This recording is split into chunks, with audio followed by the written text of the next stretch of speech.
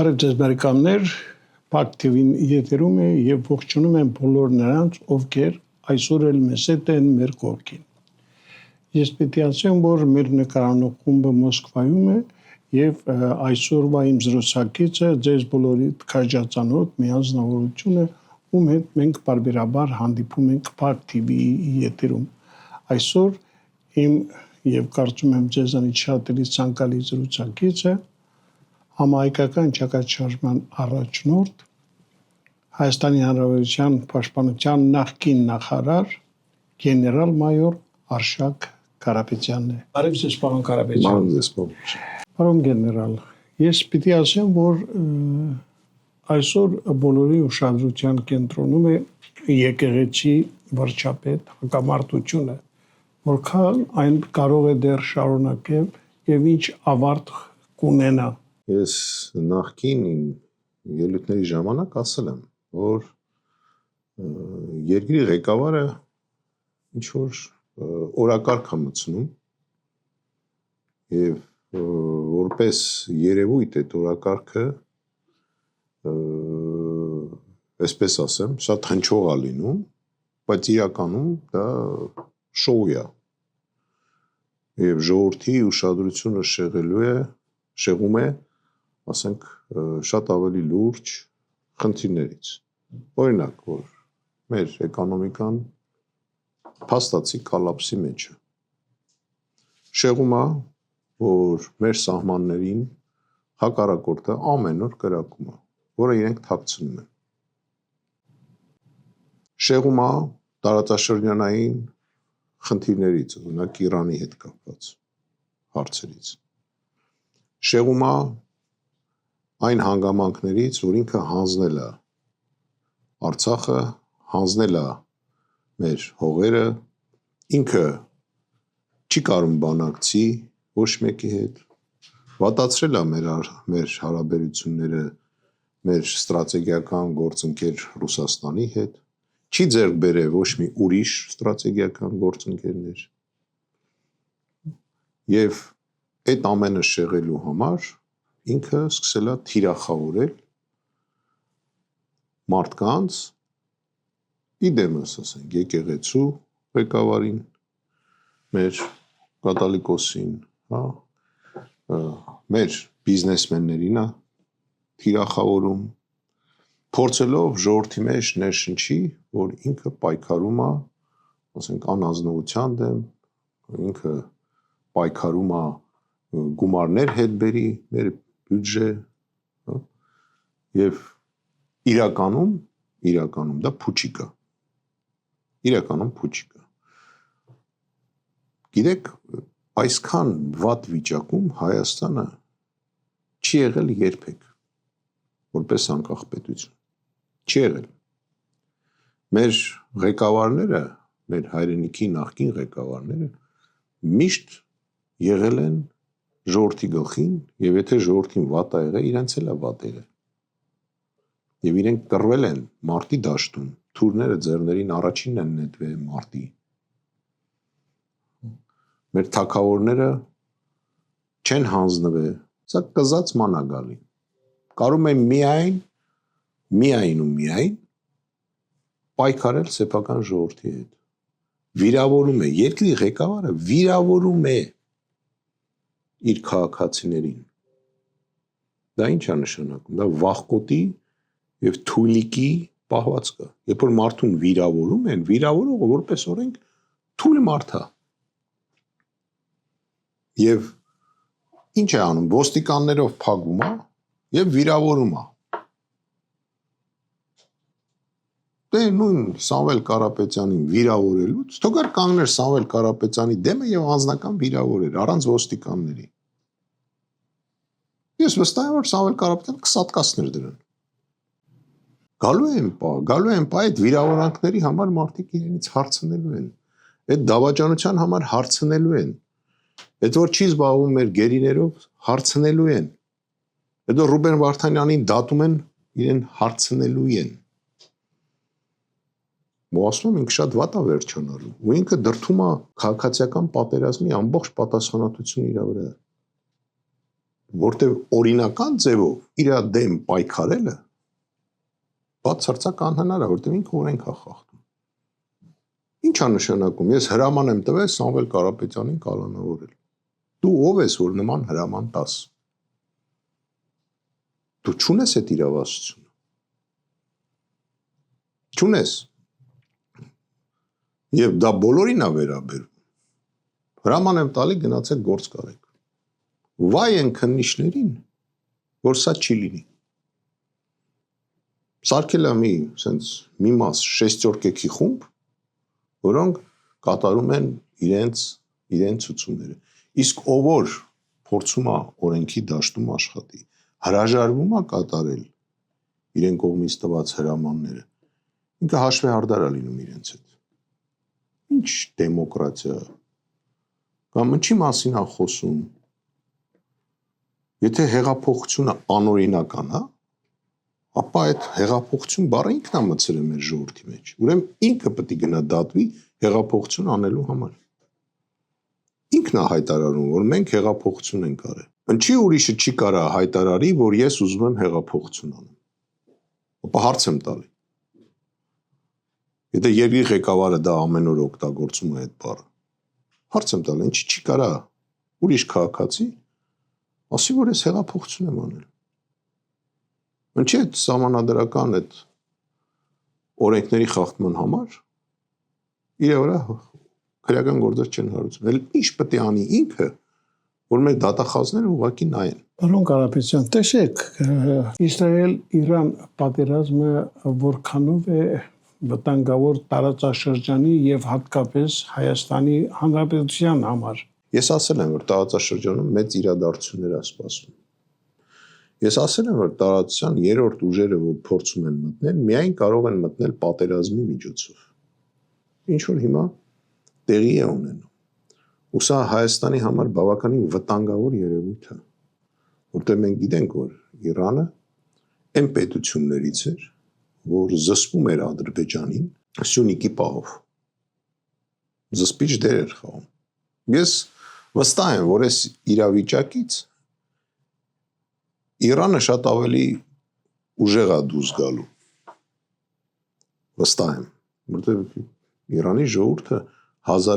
միակ ժողովուրդներից է, որ հազարամյակ շարունակ չի կորցրել իր պետականությունը։ Ճիշտ է, տարբեր ձև է կոչվել իրանց երկիրը, բայց իրենք պետականություն համարյա չեն կորցրել վերջի 1000 տարիների ժամանակ։ Եվ կարծում եմ, որ իրենք գտնեն ներուժ եւ կհաղթարեն այդ ամենը։ Բայց ամենամեծ վտանգը մեր համար իհարկե դա նա է, որ այդ ֆոնի վրա կարող է օգտագործի Ադրբեջանի կողմը եւ ներխուժի Սյունիք։ Եվ երկրորդ վտանգը, որ Իրանից սպասում է մեծաքանակ փախստականներ, եթե սա լինի շարունակական եւ ավելի զարգանա պատերազմ։ Սիրիայի պատերազմի ժամանակ Սիրիայում մենք ականատես եղանք, թե ինչքան փախստականներ հայտնվեցին նույն Թուրքիայի տարածքում։ Եվ Թուրքիայի նման պետությունը չէր կարող ապահովել այդ փախստականներին։ Դուք պատկերացրեք, որ ասենք Իրանում ապրում են մոտ 250,000 հայ։ Բերում են տարբեր թվեր, բայց 250-ից 300,000։ Պատկերացրեք, որ դրանցից 150,000-ը գան Հայաստան։ Արցախի փախստականները Հայաստանում են, կան գումարվեն Իրանի փախստականները, ըստ իմ տեղեկությունների արդեն Մեղրի ուղղությամբ Կարմիր խաչը գնացել է եւ այնտեղ ուսումնասիրում է, որ վրանային քաղաքներ սարքի փախստականների, վրանային տարածքներ սարքի փախստականներին ընդունելու համար։ Ինք այդ ամենով չզբաղվելով արդեն այսօր պետք է խոսվի միջազգային դաշտում այդ փախստականների հարցում։ Հետո ուշ է լինելու։ Ու չեն կարա չընդունենք կին երեխա, որոնք ձեռները կգան, ոչ հիմա չես կարա անես։ Անցնելու են սահմանը եւ գալու են տեղավորվեն մեր տարածքում այդ թվում։ Մենք չենք զբաղվում, հասկանում եք, ընկել ենք բամբասանքներով։ Ինքը, ոնց ասեմ, անմակարդակ վախկոտ մարդիկ, որոնք սաղ կյանքը զբաղվել են բամբասանքով, ինչ կարա, ինչով պետք է զբաղվի մի մարդ, որը որ ասենք են բեղին մամուլի աշխատող է եղել, որը միշտ գրել է բամբասանքների մասին, ինքը հիմա դարել է երկրի ղեկավար, բայց շարունակում է մնալ այն բամբասկոտ մարդ։ Ինքը չի փոխվել, ինքը չի աճել։ Պարոն Կարապետյան, ես պիտի ասեմ, որ վերլուծաբանների շատերը այն կարծիքին են, որ եթե Իրանը պարզի, որ իրեն հասցված հարվածները Իսրայելը հասցրել է Ադրբեջանի տարածքներից, ապա այս դեպքում նա իհարկե կարող է շատ խիստ կոպտորեն պատժել Ադրբեջանին։ Ձեր կարծիքով որքանով է հնարավոր բախումը Իրանի եւ Ադրբեջանի միջեւ։ Ես կարծում եմ վաղ թե ուշ Ադրբեջանը ընկնելու է նույն վիճակի մեջ, շատ ավելի ծանր։ Պարզ է, որ Իրանը չի ներելու Ադրբեջանին Իսրայելի հետ ցանկացած համագործակցություն կապված այսօրվա Իրանին հասցվող հարվածների հետ։ Մենք ուսալ հայտարարել են դա, որ ցանկացած հարևան երկիր, որը կաջակցի այս հարվածներին, պատասխան է տալու։ Ու կարծում եմ, որ ես առիթ չեմ տեսել, որ Իրանի ղեկավարությունը իր խոսքի տերը չլինի։ Չկա այդպիսի առիթ։ Այսօր Ադրբեջանը ակնհայտ օգնում է եւ ինձ թվում է դա տեսնում են։ Այդքան գործականներ որտից են հայտնվել Իրանում, որ տարածքով, տեղեկությունները ով է հասցնում Իրանի հակառակորդներին։ Ճիշտ է, նրանք ունեն մեծ հնարավորություններ, բայց այդ թվում օգտագործում են Ադրբեջանի տարածքը տեղեկություններ հայթայթելու համար։ Հանկարծակի չի, որ հենց Ղարաբաղի Արցախի գրավումից հետո սկսվեց Իրանի դեմ այս լայնածավալ պատերազմ։ Եվ մենք այսօր տարածաշրջանում կանգնած ենք շատ ծանր վիճակի մեջ։ Ու միայն ասեմ, դες ռուսական զորքն է, որ կանգնած է Հայաստանում եւ զսպում է, որ մեր վրա չլինի ուղակի հարձակում։ Միայն ու միայն։ Ուրիշ մենք երաշխիքներ ոչ մի տեղից չունենք։ Պարոն գեներալ, ինչպես կարող է Ուկրաինայի շուրջ ստեղծված իրավիճակը ազդել Հայաստանի եւ Արևմուտքի վրա։ Դե գիտեք, արդեն ազդել է։ Մենք դա ակնհայտ տեսնում ենք։ Որտեվ տեսեք, իհարկե հիմնական ռեսուրսները ռուսական կողմը ուղղելով դեպի Ուկրաինա, քանի որ այնտեղ ընթանում է բավականին լուրջ պատերազմ, բոլորին մոտ տպավորություն էր, որ Ռուսաստանը թուլանում է հեսա, հիշում եք Հայաստանում էլ էին գրում, հեսա պարտվելու է, Ուկրաինան հաղթելու է, ժողովրդի գլուխը մցրել էին, որ ուկրաինացիները այնտեղ լավ կռվում են եւ հաղթելու են եւ այլ, բայց այսօր Ռուսաստանը միակ երկիրն է, որ կարողանում է այդպես դիմադրել փաստացի ամբողջ արևմուտքին։ Եվ պատերազմը Ռուսաստանի հետ այսօր միայն Ուկրաինան չի, թե մենակ Ուկրաինան լիներ, միայն ու միայն այդ հարցը երևի թե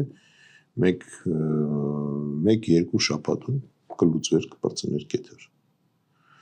Բայց միակ երկիրն է, ոնց կարելի է հրաժարվել նման երկրի աջակցությունից։ Ռուսաստանը միակն երկիրն է, որ այսօր հոպի համակարգը Ռուսաստանի ամենազարգացածն է աշխարհում։ Մենք դա համոզվեցինք։ Տեսեք, Իսրայելի հոպը փաստացի ոչնչություն է։ Ոչ մի, այսպես ասեմ, սկզբնական պահին մի քիչ խանգարեց ու վերջացավ։ Այսօր Իրանը խնդիր չունի ինչ որ կետի հասցնի հարված։ Եթե Իսրայելի վրա աշխատում են մեծ ռեսուրսներ Իսրայելից դուրս, Իրանը ինքը իր ռեսուրսներով է պայքարում եւ հարգանք է առաջացնում։ Մենք այսօր պետք է լուրջ վերաբերվենք մեր ապագային եւ դրա համար անհրաժեշտ է շուտապույտ կերպով սրանց ճամփել գնալս մեր այսօրվա ղեկավարներին։ Այնուամենայնիվ երկեր կան, չէ՞, սրանցից ազատվել։ Իհարկե կան։ Ուղղակի Հայաստանում այսօր ստեղծվել է մի իրավիճակ, որ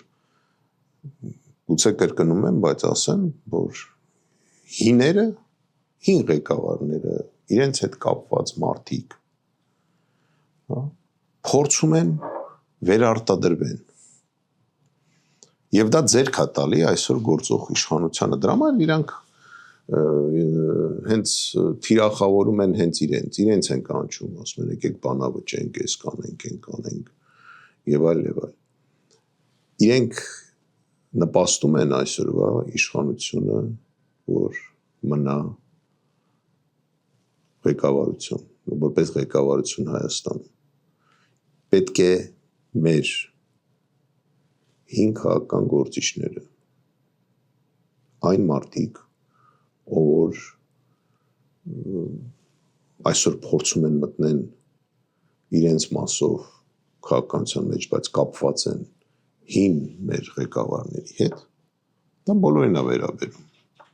Իրենք պետք է կողմ գնան։ Նոր ուժի դեմ Նիկոլ Փաշինյանը իր թիմով պատրաստ չի ոչ մի ձև պայքարել, որտեղ նոր ուժերը ունեն գաղափարներ եւ ունեն իրենց տեսականը կապված երկրի կառուցվածքի հետ։ Օրինակ մենք ասում ենք, որ մեր երկիրը պետք է լինի նախագահական երկիր։ Երկրի ղեկավարը չպետք է զբաղվի ամեն ինչով։ Պետք է լինի վարչապետ, որը պետք է զբաղվի էկոնոմիկայով, տնտեսության զարգացումով եւ այլ։ Պետք է լինի երկրի ղեկավար, նախագահ, որ պետք է զբաղվի իր գործառույթներով, որի հիմնական գործառույթների հիմնական մասը դա երկրի անվտանգությունն է, արտաքին եւ ներքին, եւ մյուս հիմնականը ես կընդգծեի արդարության ապահովումը։ Եվ ուրիշ տարբերակ մենք չունենք։ Տեսեք, մի հոգու տակ է ամեն ինչ։ Ինչի պետք է ԱԱԾ-ի տնօրենը իր որոշումով նշանակի։ Պարզ չի, որ ում էլ նշանակի ինքն է հանող տնողը, ոչ մեկի հետ չել խորհրդակցում։ Իմիջիալոց ասեմ, այն սրանից երկու օր հանած, երբ որ ԱԱԾ-ի տնօրենին ազատում էր աշխատանքից, ինքը արտահերթ, եթե գիտեք, խորհրդակցություն էր հրավիրել իր այդ թիմի այսպես ղեկավարների հետ, ու իր շրջապատի փոքրիկ բանով։ Եվ ինքը այնտեղ ասում է, ով որ իմ դեմ խոսա, ես կալանավորելու եմ։ Ինքը այնտեղ ասում է, հաջորդը, ասենք, լինելու է օրինակ Կարապետյան արշակը։ Ես հստակ տեղեկություններ եմ ասում։ Հաջորդը լինելու է սա, նա, ու վախեցնում է այդ թվում իր թիմակիցներին։ Ոչ մի սրբություն չունի։ Ոչ մի սրբություն չունի։ Ինքը չի հասկանում ոչ պատիվ, ոչ թասիբ։ Եվ կարծում եմ, որ վաղն էլ կհայտարարի, որ Սյունիքը մենք հանձնեցինք եւ դրանք ավելի անկախ։ Դրան ենք այդ։ Ոնց որ ասեց Արցախը հանձնել ենք եւ դարել ենք ավելի անկախ։ Հիմա էլ երեք էլ ասում է, որ մենք ես միակն եմ, որ ճանաչել եմ Հայաստանի ամբողջականությունը։ Ծիծաղելի, ոնց ասեմ, անգրագետ եւ այդ կռուտի տիրը անելը, այդ որ ամեն ինչը ներկայացնել իր ապարդյունը որպես հաղթանակ, հա։ Ես հիշում եմ, երբ որ բերեցին Գորիսում դրեցին այդ առաջի անգամ ադրբեջանցիները իրենց բանը, այդ հսկիչ այսպես կոչված հանցագրային կետը, Այն ժամանակ ես իրեն առաջարկեցի, ասեցի առաջարկում եմ մեր Սպեսնազի տղաներին եւ աղջիկներին հագցնեն քաղաքացիական համազգեստով, մի 6 հոգին այնտեղ ոստիկան էր կանգնած ադրբեջանցի սկզբում։ Թող ավտոբուսով գնան, երբ որ կանգնեցնեն, հանենք դրանց գցենք ավտոբուսը, բերենք։ Վաղներ փոխենք։ Ինձ ասաց, ինչ ես ասում։ Դա փաստացի իրենք ճանաչեցին մեր սահմանը, պատկերացնում եք։ Տեսեք ոնց է ինքը ամեն ինչ ֆռցնում։ Եթե օրենքը, գործող օրենքը չի ապահովում արդարություն եւ կիրառվում է ինչ որ մի անձի շահերի նպատակով, ապա այդ օրենքը չի կարող համարվել օրենք։ Ուսա իմ խոսքերը չի։ Թող գնա, ինքը ինտերնետը շատ է սիրում, թող քանդի տեսնի ով է ասել եւ կզարմանա։ Որտեղ օրենքը գոյություն ունի երկրում բոլորի համար։ Ինքը չի կարա ում ուզի ձերբակալի։ Ինքը չունի այդ իրավասությունը։ Ինքը կապ չունի դատախազների, ինքը չի ղեկավարում դատախազությունով։ Ըստ մեր այդ սահմանադրության չի ղեկավարում եւ ինքը չի կարա միջամտի ըստ սահմանադրության այս կամ այն քրեական գործընթացներին։ Ինքը չի կարա այդ ոլորտում ցուցում տա։ Ու նորից եմ ասում, արդարություն Հայաստանում գոյություն չունի։ Դրա համար էլ իրան չեն սիրում, չեն հարգում։ Եվ ինքը հիմա անգելա պատեպատ, որ ինչ անի, հա, ասենք, հեծերը պետականացնենք։ Ճիշտ ասած, մեծ հարցը արժի դա անել, թե չէ։ Եթե դա լիներ ինչ որ զարգացած համակարգ, ժամանակակից համակարգ, ես գուցե դրա հետ համաձայնվեի, բայց այսօրվա մեր հեծերի վիճակը բավականին վատ է։ Ես երկու օր առաջ խոսել եմ լուրջ մասնագետների հետ։ Մենք ինչ ենք ստանալու, երբ որ նա դա պետականացնի։ Մենք սպանալու ենք մի հատ մեծ խնդրեմ, որտեղ այնտեղ պետք է փաստացի, եթե ոչ 100%, ապա 80%-ը մոդեռնիզացվի ժամանակակից ձևով։ Ամեն ինչին է, հիմնականը մնացել են դեռ խորթային մասով, այդ գծերը, այդ, չգիտեմ, այդ համակարգը, խորթային ժամանակ ինչ եղել է, այդպես համարյա մնացել է։ Եվ դա վերցնում է ինչ անի։ Հարց եմ տալի։ Ինչ ենք անելու, մենք ձգելու ենք այդ հեծերի, մեր բյուջեն ձգելու է, որտեղ այնտեղ պահանջվում է մեծ ներդրումներ։ Ու եթե դու ձերբակալում ես բիզնեսմեններին, որոնք ինչ որ ձևի, ինչ որ աշխատում են, լավ ինքը քո հետ խոսել է, այդ պիցան ինչ է քեզ արել, որ գնացել ես պիցայի օբյեկտները փակել ես, ինչ կապ ունի քաղաքականության հետ, պիցայում աշխատող վաճառողները, որ այսօր դու իրենց անգործ ես թողել։ Որտեղ է այստեղ պետական մոտեցումը։ Չկա ոչ մի պետական մոտեցում, դե չկա։ Չկա, ցավոք սրտի պիտի ասեմ, ցավոք սրտի չկա պետություն։ Չկա, փաստացի այսօր չկա։ Այսօր կա ժուլիկների միացած խումբ, որը զբաղված է